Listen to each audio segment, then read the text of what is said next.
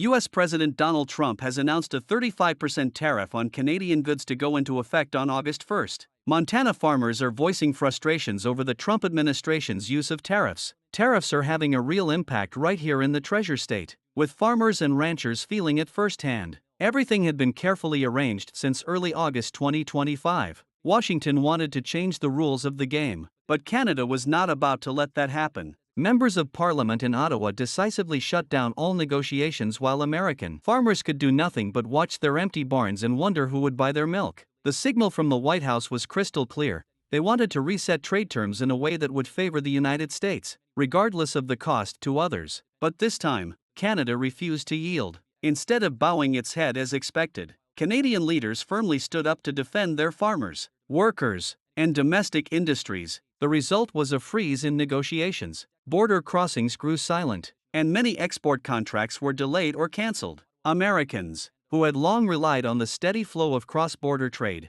now faced mounting stockpiles with nowhere to sell in many rural parts of the United States, where livelihoods had depended on dairy contracts with the North. Fresh milk that could no longer be exported was quickly becoming a burden. Meanwhile, Canadian farmers closed ranks, backed by strong government support, to safeguard their domestic market and expand into regions beyond the United States. This was not just a tug of war over trade, but a declaration that Canada would not be forced into a position of weakness. Instead of yielding to pressure from the White House, Ottawa was rewriting how Canada would define its role in the North American supply chain through the determination and unity of its people. The vast majority of Canadian exports to the United States are not tariffed and won't be tariffed at this new higher rate. Canada has been able to carve out an exemption for any goods that are compliant under the Canada-US-Mexico Free Trade Deal. The Bank of Canada found that 95% of Canadian exports are exempt, and if you add up all of the exports to the United States, including all those exemptions,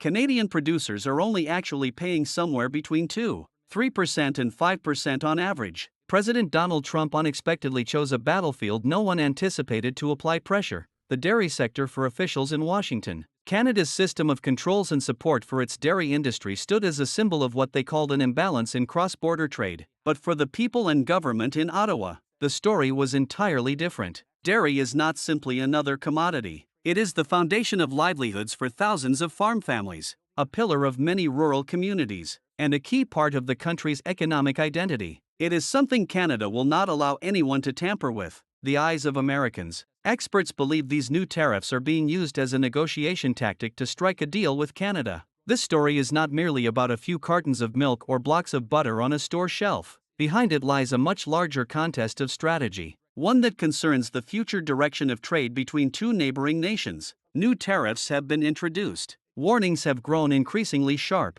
and the entire industry is on edge, watching closely to see which side will yield first. This is a battle of nerves whose consequences reach far beyond politicians, directly affecting farmers, factories, and everyday consumers on both sides of the border.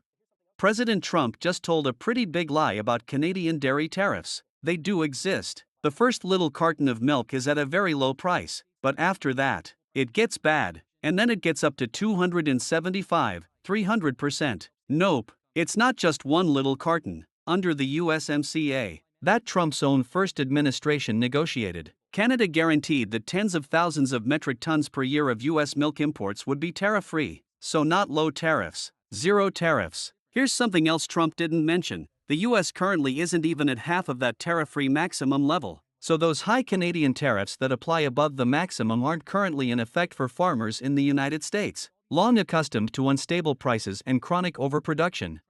President Trump's move was seen as an opportunity to turn the tide. They hoped the change would help stabilize their income and provide a way out of prolonged turmoil. Meanwhile, for Canadian farmers, the supply management system is not merely a policy, it is a means of survival. It shields them from market volatility, helps preserve the value of their labor, and ensures the livelihood of entire communities. Two perspectives, two paths, and they could not be more different. It could not be more different.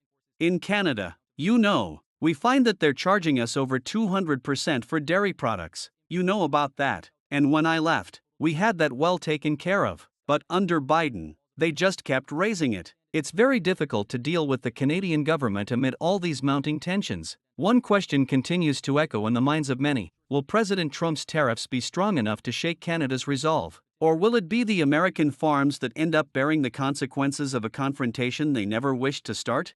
Now, there are some major problems with Donald Trump's figures, including the fact that no one pays those tariffs. They only kick in on products like milk, cheese, and yogurt at a certain threshold. Below that, there are zero tariffs, and the threshold hasn't been hit yet. But having Trump and his administration complain over and over about Canadian dairy, the supply. Canada's supply management system for dairy is a barrier to free trade, an invisible wall that needs to be dismantled. Yet, north of the border, it is seen as a safeguard of stability, a shield against overproduction crises, and a guarantee of fair income for farmers. Therefore, when Mr. Trump targeted the dairy sector as leverage to claw back advantages for the United States, the Canadian government regarded it as a red line that could not be crossed. It was not only an economic issue but also a matter of sovereignty about who has the right to determine the future of Canadian agriculture. Ottawa chose to stand firm, refusing to back down despite pressure from the White House. The message was crystal clear: if anyone thinks Canada can be forced to yield by attacking what matters most to its people, they have chosen the wrong opponent.